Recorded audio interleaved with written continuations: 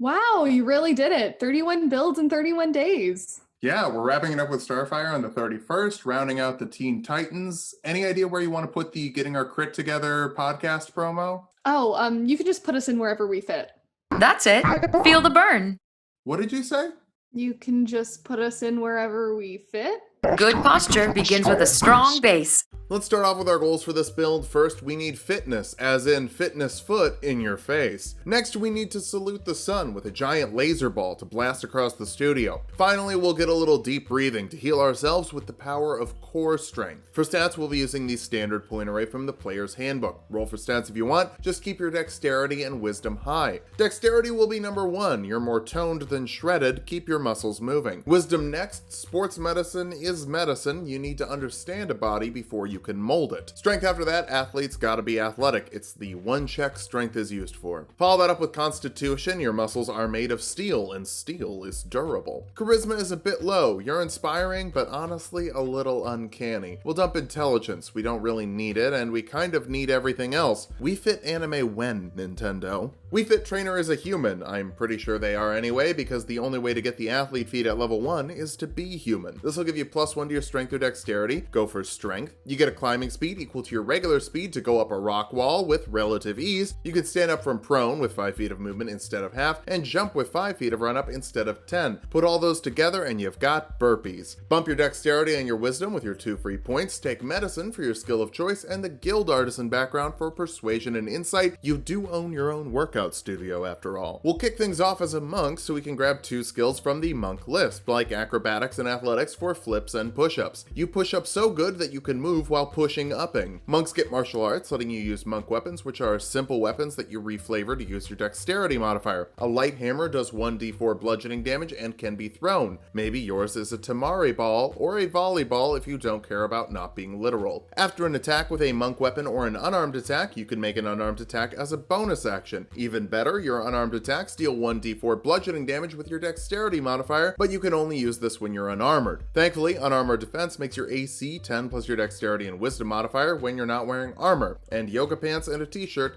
aren't exactly plate mail. Second level monks get key points they can use to do fit things like Step of the Wind, letting you dash or disengage as a bonus action and double your jump distance for the round. Your airspeed is pretty nuts after you've done your deep breathing. Patient Defense lets you dodge as a bonus action. I know that all the characters technically have the same parry timing, but it sort of feels like Wii Fit is a bit faster than most. Flurry of Blows lets you make 2 unarmed attacks instead of 1 as a bonus action. Imagine someone came to your studio and messed up your yoga mats. Some people don't deserve mercy, but you deserve a higher movement speed with unarmored movement, making you faster when you're not wearing armor, and that'll just keep going up with the monk levels, so keep an eye on it. Third level monks get to deflect missiles, letting you reduce damage from incoming ranged attacks by 1d10 plus your dexterity modifier and monk level, and even yeet it back with a key point. If items are on, just catch anything someone's throwing at you, then throw it back. They won't have your reflexes. You can also choose a monastic tradition, and since we want to salute the sun, we're going to go for Sun Soul Monk. That's going to let us use Radiant Sunbolts, which are effectively unarmed attacks but with a 30-foot range and radiant damage instead of bludgeoning. You can still use them for extra attacks and Flurry of Blows, but weirdly not the martial arts bonus action attack. It still scales with your monk die though, so if you want to spam projectiles like I do, here's another one. 4th level monks get Slow Fall, letting you reduce falling damage by 5 times your monk level. As a reaction, use those hula hoops as parachutes. You also get an ability score improvement. More dexterity will be the primary goal. Fitness instructors need to have great kicks and lasers. 5th level monks get an extra attack, letting you make 2 attacks instead of 1 with your action, and up to 4 with Flurry of Blows. Each of those also does more damage thanks to your monk die going up to a d6. You also get Stunning Strike, letting you force a Constitution saving throw of 8 plus your proficiency bonus and wisdom modifier on a creature you've hit while you spend a key point. Failing that, they're stunned until the end of your next turn, letting you get advantage on melee attacks you make against them. Turns out having a berry ability in your jab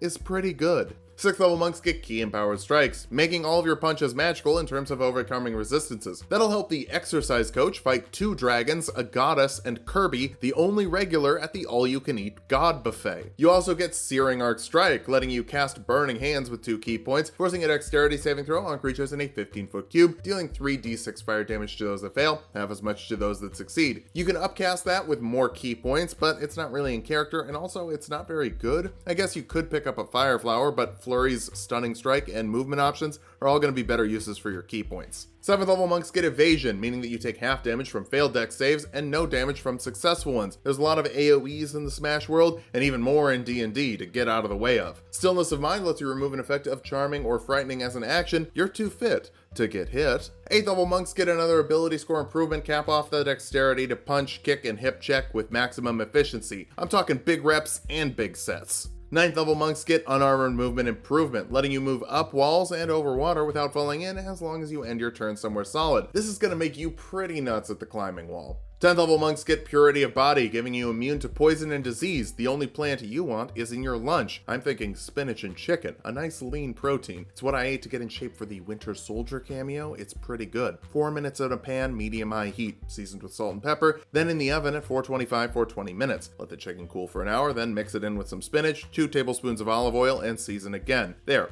Wicked cheap, low cal, tasty recipe. Don't say I never taught you anything. 11th level Sun Soul monks get to really salute that sun with the Searing Sun Burst. This creates a 20-foot radius sphere of explosive lights that deals 2d6 radiant damage to creatures inside that fail a Constitution saving throw. The basic level doesn't cost any key points, but you can charge it up with up to 3 key points, adding 2d6 radiant damage for each point. That's a fully charged neutral beat without any extra time. Isn't that nice? Your monk die also bumps up to a d8 here. 12th level monks get another ability score improvement. Let's start getting that wisdom up for harder to resist saves on all our weird fitness traps, like signing people up for a gym membership in 2 minutes, then requiring 6-hour-long ritual sacrifices to get out of it. At this point, you're a pretty good athlete, but not a remarkable one. For that, we need to switch it up. Fighters get a fighting style at level 1. Thrown weapon fighting adds 2 to the damage rolls of a thrown weapon attack, almost making them good. The volleyball is pretty annoying. You get second wind, letting you heal 1d10 plus your fighter level as a bonus action once per short rest. It's not a lot, but it'll get you started. Every fitness journey starts somewhere. Second level fighters get action surge, letting you make 2 actions in 1 turn once per short rest. Important note, this applies to extra attack attacks, meaning that you can punch 4 times, then use your bonus action for a flurry of blows or double laser spam. You've got options. It's pretty hard to tell what you're going to be doing. Third level fighters get to choose a martial archetype. We need something from champion later, but for now, it'll give you improved critical, letting you crit on a 19 or a 20 with your weapon attacks, which includes punches and monk weapons, but not your lasers, because those are technically spell attacks. Saluting the sun is a good zoning option, but the real damage is coming from your combo game.